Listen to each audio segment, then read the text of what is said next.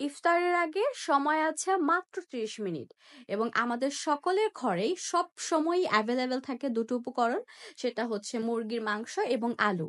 এই সিম্পল কম্বিনেশনকে কিভাবে এক্সট্রা আরো কিছু অ্যাড করে একটি কালিনারি প্রিমিয়াম মাস্টারপিস আইটেম তৈরি করা যায় সেটাই ট্রাই করব। চলুন একসাথে দেখা যাক। এখানে ছোট্ট একটি পাত্রের মধ্যে আমি ৩টি আলুকে কিউব কিউব করে কেটে নিয়েছি এবং মুরগির মাংসটাকে কেটে নিয়েছি। এবার এর মধ্যে পরিমাণ মতো পানি দিয়ে দিব, এরপর কিছুটা লবণ দিয়ে দিব যাতে করে আলু এবং মুরগির মাংসের ভেতরে খুব ভালোভাবে লবণ প্রবেশ করে। মাংস আর আলু সিদ্ধ হতে থাক, এখানে আপনাদেরকে আরো কিছু আইটেম দেখিয়ে দিচ্ছি।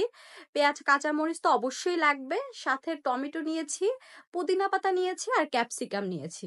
আপনাদের ঘরে যদি না থাকে স্কিপ করতে পারেন ক্যাপসিকাম, কিন্তু টমেটোটা অবশ্যই দিতে হবে।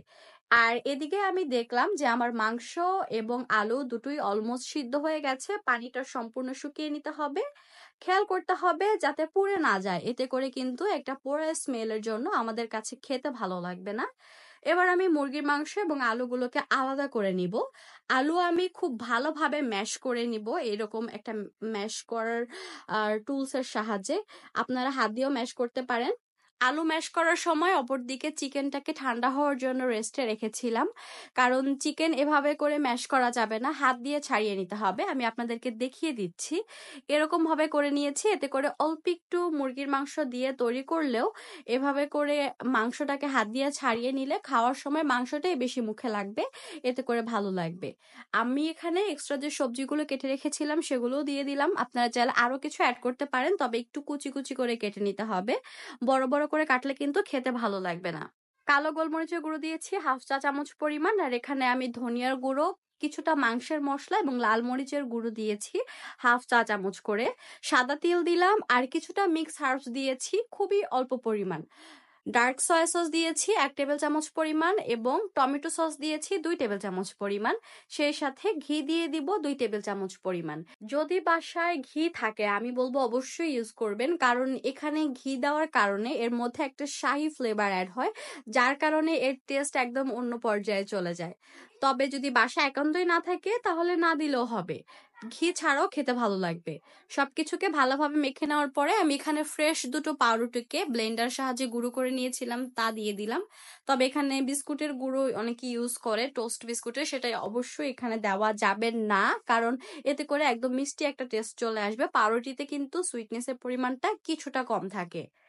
এবার আমি যেটা করব, এখানে দুটো ব্রেড ক্রাম্বস নিয়েছি, দুটো ডিফারেন্ট কালারের। বাসায় ব্রেড ক্রাম্বস না থাকলে আপনারা যেটা করবেন পাউরুটি গুঁড়ো করে নেবেন আমার মতো। আমি এখানে পাউরুটি গুঁড়ো ইউজ করেছি। এবার হাত দিয়ে খুব সুন্দর করে কাবাবের শেপ দিয়ে দিব, আপনারা আপনাদের পছন্দ মতো দিতে পারেন। এই যে সবগুলো বানিয়ে নিয়েছি, ভাজা ছাড়াই দেখতে কত সুন্দর লাগছে তাই না?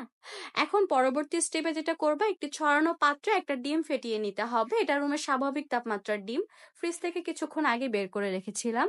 কিছুটা পানি দিয়ে দিব। এবার এই ফ্যাটানো ডিমের মধ্যে কিছুটা কালো গোলমরিচের গুঁড়ো দিয়ে দিব আর দিয়ে দিব উঁচু করে 1 টেবিল চামচ পরিমাণ কর্নফ্লাওয়ার। সবকিছুকে ভালো করে মিক্স করে নিতে হবে। মিক্স করার পরে আমরা যেটা করব, যে কাবাবগুলোকে আগে ভালোভাবে এভাবে করে গোল গোল করে রেখে দিয়েছিলাম সেগুলোকে খুব ভালোভাবে ডিমের মধ্যে একবার মিক্স করে নিয়ে এরপরে ব্রেড ক্রাম্বস দিয়ে এভাবে করে কোট করে নিব। ব্যাপারটা খুবই সিম্পল, একবার দেখলে বুঝতে পারবেন। সবগুলো একই রকম ভাবে করে নিয়েছি, এবার ভাজার পালা। একটি ছড়ানো ফ্রাই প্যানের মধ্যে আমি পর্যাপ্ত পরিমাণ তেল দিয়ে দিব, কারণ ডুবো তেলে ভাজতে হবে। খুব ভালোভাবে তেল গরম করতে হবে, খুব ভালোভাবে বলতে অনেক অতিরিক্ত গরম করে ফেলা যাবে না। যখন সামান্য গরম হবে তেলের মধ্যে তখন একে একে কাবাবগুলো দিতে হবে। তেলটা যদি অতিরিক্ত গরম হয়ে যায়, দেওয়ার সঙ্গে সঙ্গে উপরে ব্রেড ক্রাম্বসের লেয়ারটা পুড়ে যাবে, তখন কিন্তু খেতে মোটেও ভালো লাগবে না। খুব বেশি উল্টাপাল্টা করা যাবে না, একবার দুইবার উল্টে পাল্টে নিলে কিন্তু হয়ে যাবে, যেহেতু ভেতরে চিকেন আলু সবকিছুই আমাদের আগে থেকেই কুক করা ছিল। এভাবে করে যখন চারপাশে খুব সুন্দর একটা ব্রাউন কালার চলে আসবে তখন আমরা তেল ছড়িয়ে উঠিয়ে নিব। এই কাবাবগুলো গরম গরম খেতে খুবই ভালো লাগে, শুধুমাত্র ইফতারিতেই না, বিকেলের নাস্তাতে, ঝটপট মেহমানদারিতে, সেই সাথে আপনারা এটা ঈদের দিনও বানাতে পারেন। খুবই সিম্পল, খুবই ফ্লেভারফুল এবং একবার খেলে এটা বারবার তৈরি করে খেতে ইচ্ছে করবে, এত বেশি মজার।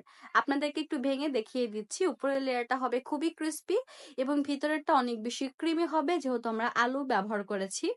এনিওয়েজ, আজকের রেসিপিটি এ পর্যন্তই। কেমন লেগেছে কমেন্ট করে জানাতে ভুলবেন না।